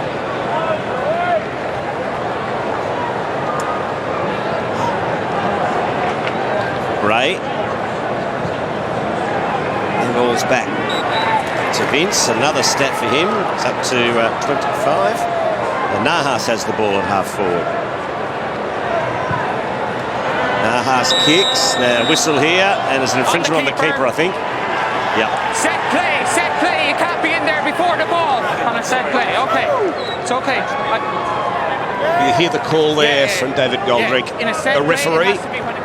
You can't get into the small box or the box before the ball. You must come in with the flight of the ball. They're in there too early, trying to challenge Cluxton, the keeper. I suppose the interest now will be to see who wins the Jim Stynes medal. We've had some great winners over the years, back to Stephen Silvani in 1998 and Jason Ackermanis, James Hurd. Here we go with that piece where you see the Australians clearly in the box ahead of the ball. But there's only 2 in the running for Australia, Kevin. That would be James Kelly and Bernie Vince. That'll be our point of view from up here, yes. Yeah. And a kick from Swallow. There's a behind. The Aussies just want to get another over here to get past that lowest ever score in this series. Some of those other Jim Stynes medals have been Andrew McLeod himself in 2005, Ryan O'Keefe the following year, Dane Swan last year. Had a brilliant series of 2 games. And the Irish also award a medal, Kev, but they don't really have a name for it. The GAA medal that Colin Begley won last year. They haven't attached a name to it. Brent Harvey also has won that Stynes medal. A wonderful player that's lined up so many times for Australia. And missed his cheekiness and his ball-winning ability.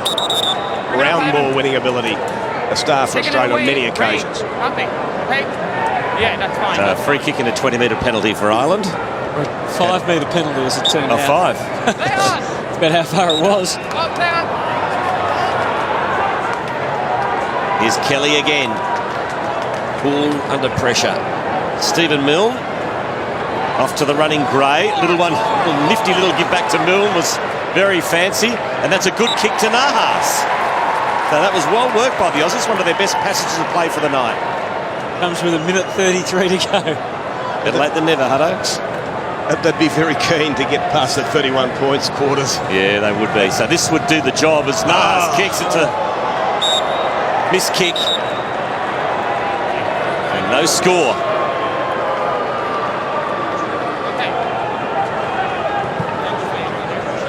Cluxton, they've fed him a little bit, particularly in the second half. He's now up to 20 disposals of the footy. That's over and above his kick-ins after behinds or wides. Been an influential player once again. Pat Fulder-Kelly is coming up for his 31st disposal. And that's it. There was 5 handballs, so the ball's turned over. Goes to Ireland. We should recognise James Kelly for his year. A triple premiership player to be able to double up and then come and play for his country and play for the first time and then master the round ball game. Really a star of the game, having a great couple of years. All-Australian, rightly so, for the first time this year. Yeah, had a brilliant season. Here's Trengove. Australia, one last thrust forward to try and get that score up over the 30 mark. That's not going to help at all. So Ireland have it with 17 seconds to go.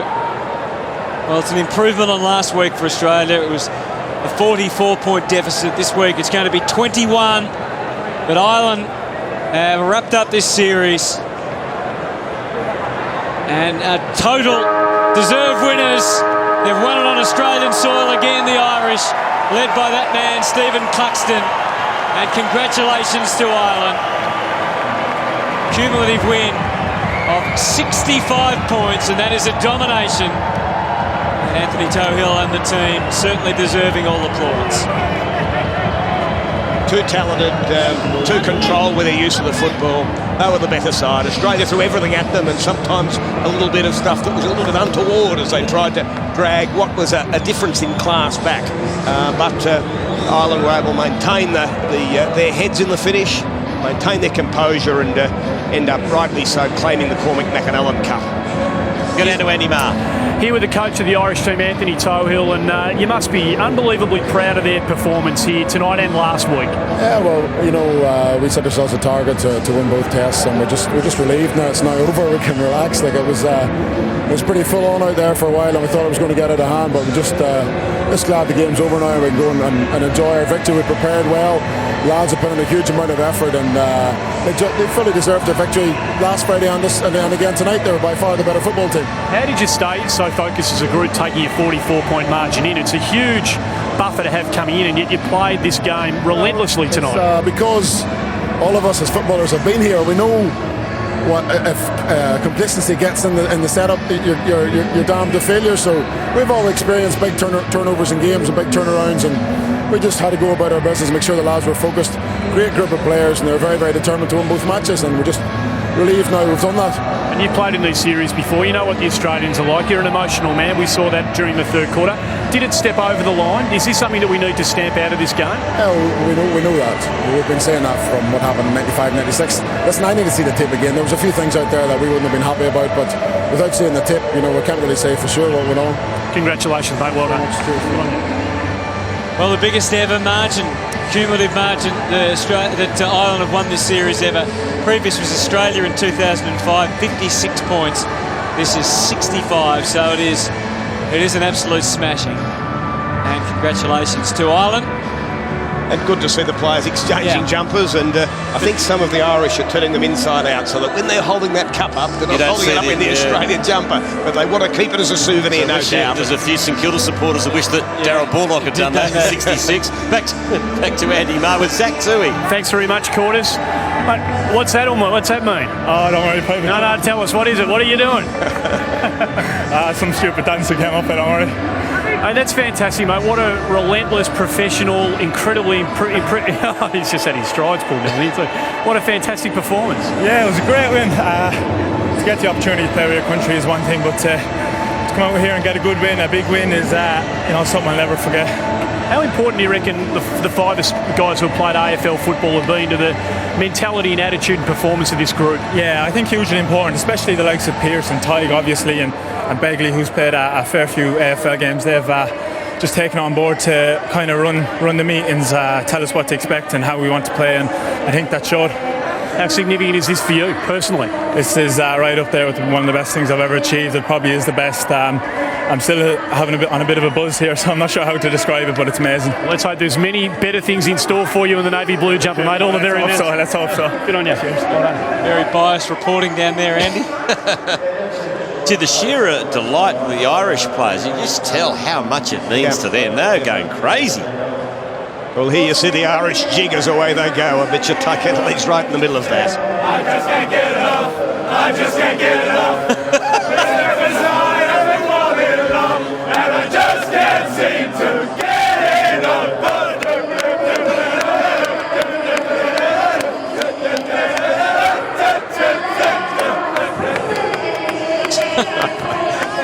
Oh, you got to love that. You got to love that. Now, I think Andy Marr's queued up Ty Kennelly, so let's go back to Andy. This is the best place to be in the world at the moment right now. You guys know how to celebrate a win. It's great, isn't it? Sing song, great singers in Ireland. We love our music, and I think I'm looking all right in an Australian jumper. You don't. Jim, this is the way he signs out always. Look at the Irish reckon you'd look better in an Irish jumper.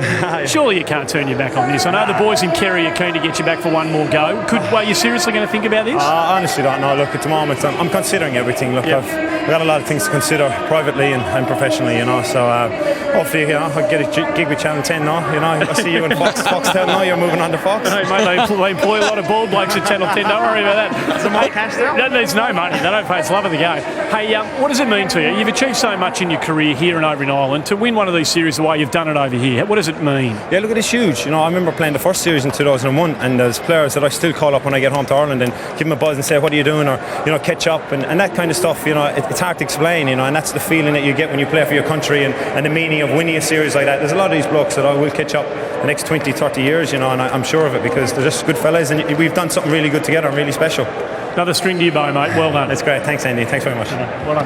Good, thanks, The dancing continues in the Irish camp as we get ready to shortly award the Cormac McAnallen Trophy, and Craig Willis is going to do that right now. Craig.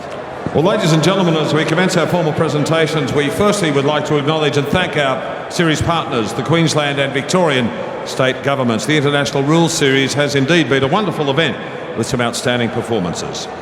To present the Jim Stynes Medal to the best Australian player of the series, as judged by the coach and members of the Australian Match Committee, we welcome to Metricon Stadium tonight Brian Stynes, father of Australian and Irish international Jim Stynes, to award the medal named in recognition of the great contribution that Jim has made to the International Rules Series. And I'm pleased to announce the Jim Stynes medalist is James Kelly.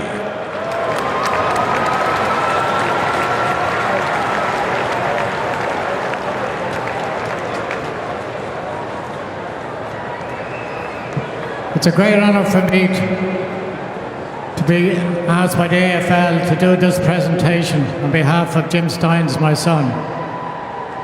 Jim has been associated with this game since its inception, and thinks that it should go on indefinitely. He thinks it's a great extension of both games, both from Ireland and Australia. And it's should be every player's dream to represent their country.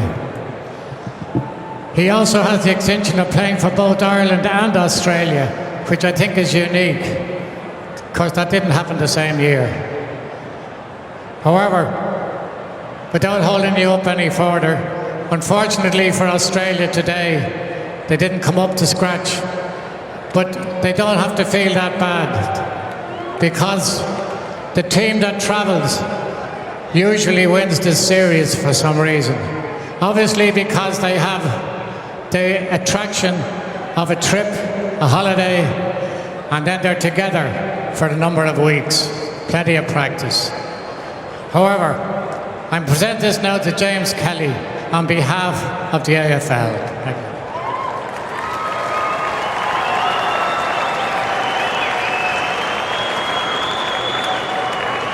Thanks very much. Firstly, congratulations to the Irish boys. It's got me beat while you guys aren't professionals, and we were convincingly beaten by a better outfit today.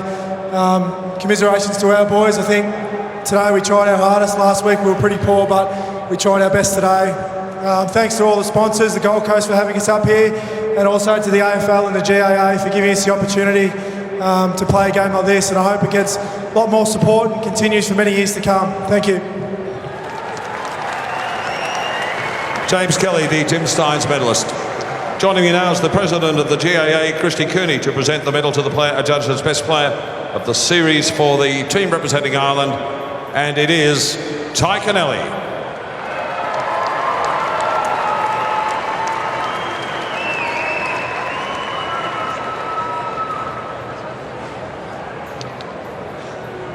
Thanks very much to everyone.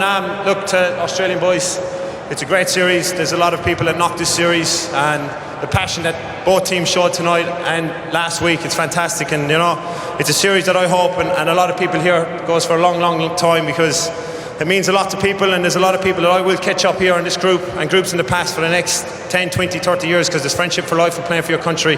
And to the AFL and GAA, keep up the great work. It's like I said, it's a fantastic series. It's great for the players. We just got to get behind it and get the support behind it. So thanks again, and have a great night. Well done, Pi. Before we hand over the trophy, I'd like to invite the Australian captain, Brad Green, to say a few words.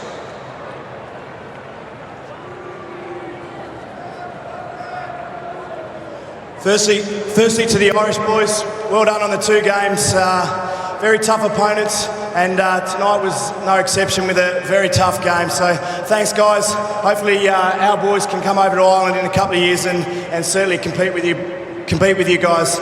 Secondly, to the Aussie boys, it was a better contest tonight. We certainly gave it a go. We were competitive, but at the end of the day, we've got a lot to work on and improve before we go to Ireland in a couple of years.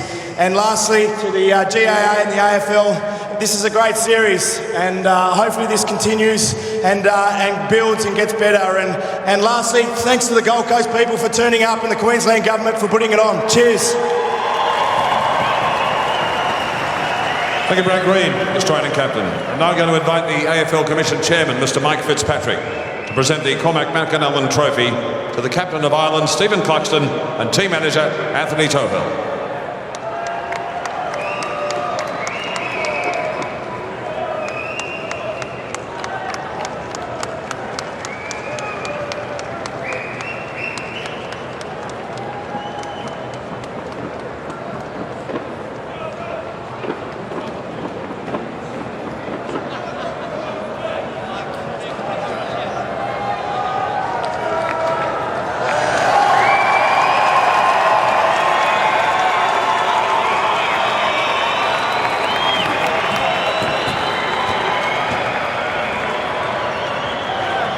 First of all, I'd just like to thank Australia for two great test matches and a great series, and hopefully this series will continue in the long run, and let people that's generating through the GAA ranks and the Australian ranks represent their country, because it's a great occasion, and I know us as players, we benefit greatly from it, make great friends from it, and hopefully it continues. Secondly, I'd like to thank our backroom team. Firstly start off our kit men, Kieran, Porrick, and the great man Wally that did a load of work for us over this last couple of months, and it's just been brilliant. Secondly, I'd like to thank the medical team, for Dr. Ben, our physio Zenda, our physio James, who've got us in great condition to compete in these two test matches.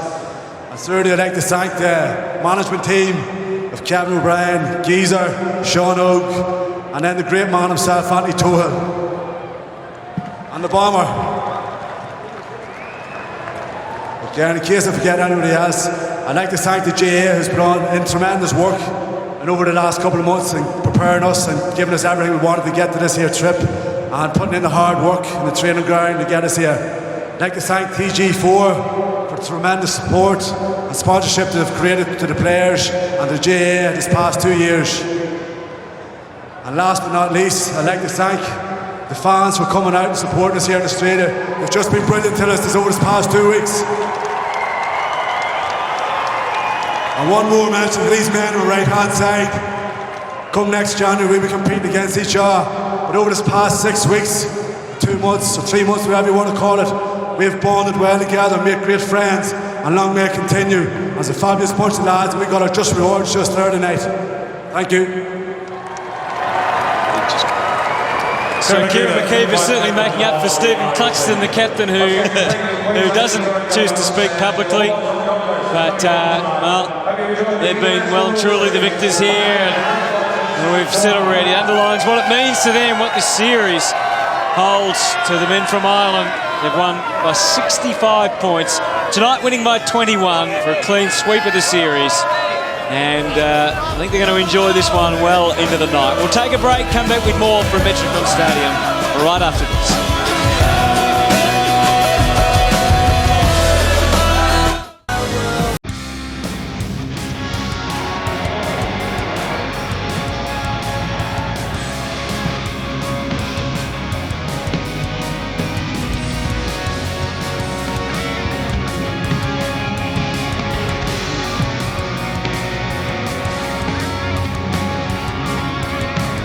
Well, Ireland certainly knew how to win, and they know how to celebrate a victory too off the field. And those celebrations moving into full swing right now. They think the only goal of the night, 13 overs, 5-50.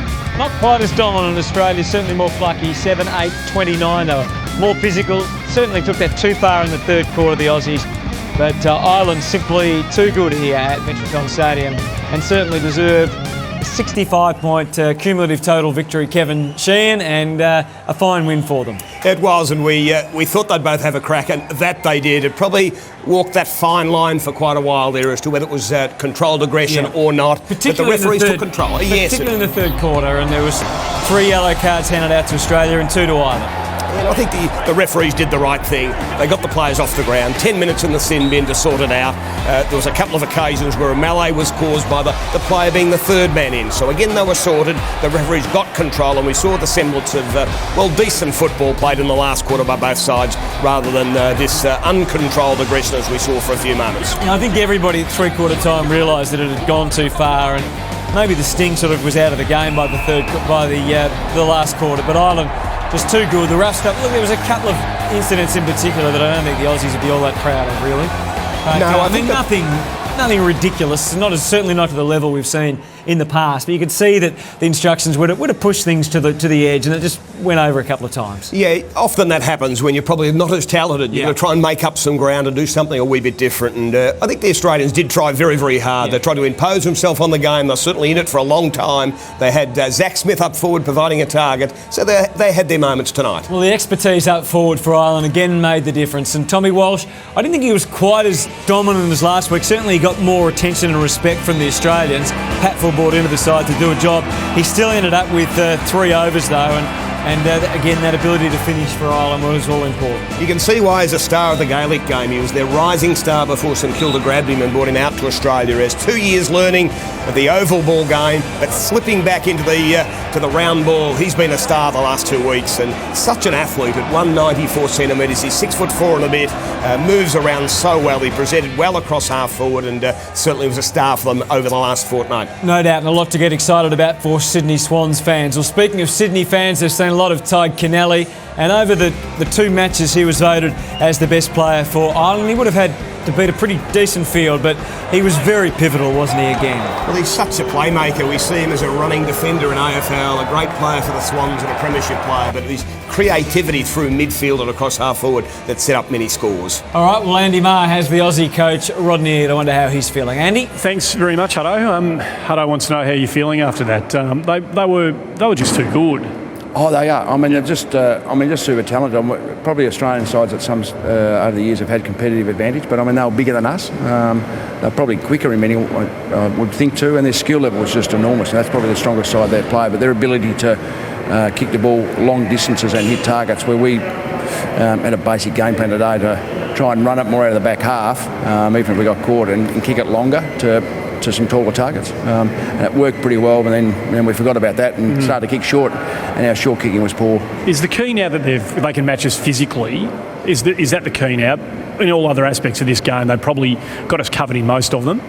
Yeah, they have, and I think the biggest advantage they've got is the ability to kick the ball. I mean, when they've got some good players, like even Zach Tui's ability to kick the ball is just fantastic. Pierce Hanley and guys that played AFL footy. But I think at times this second game that we I don't think we were over aggressive, but we played the AFL way, and I thought our pressure skills were good, and I think they got frustrated, and I think that's the thing you got about it, and we didn't bring that in the first game. Some people are going to talk about that third quarter and the yellow cards and maybe a couple of the Australian boys going over the edge. Did you feel like they went a bit too far? No, I didn't. I thought Robbie Gay was really unlucky because one of his teammates had 2 on him, and he just went in to help, and he got yellow carded for actually trying to take the players apart. So I think it was a bit harsh. And just last one, a message for players who aren't here tonight. This is about the series and the future of it. Is there a message you'd like to send out to them? Yeah, I think really that having been involved, that it is a good series, and you hear from players who have played in the past and been some really good players. I think it's just been unfortunate this year. I think we're probably jumping on the AFL players. It's been a long season, 24 games, 24 rounds. There's probably 6 or 7 real quality players who wanted to play got injured during the final series. So I think the attrition rate was there as well, the new sub rule. So I think the load on the players was probably higher than any other year, and I think from that aspect that the guys couldn't play. So I think there's genuine interest from the AFL players, and I've got no doubt with a year's break that they will go to Ireland. Commiserations. Good luck in the next journey for Rodney Eden. We thank you for joining us tonight. Thanks, Andrew. Appreciate it. A break from Metricon. Back to wrap it up after this. I just can't get enough. I just can't get enough. There's a side and they fall in love, and I just can't seem to get enough.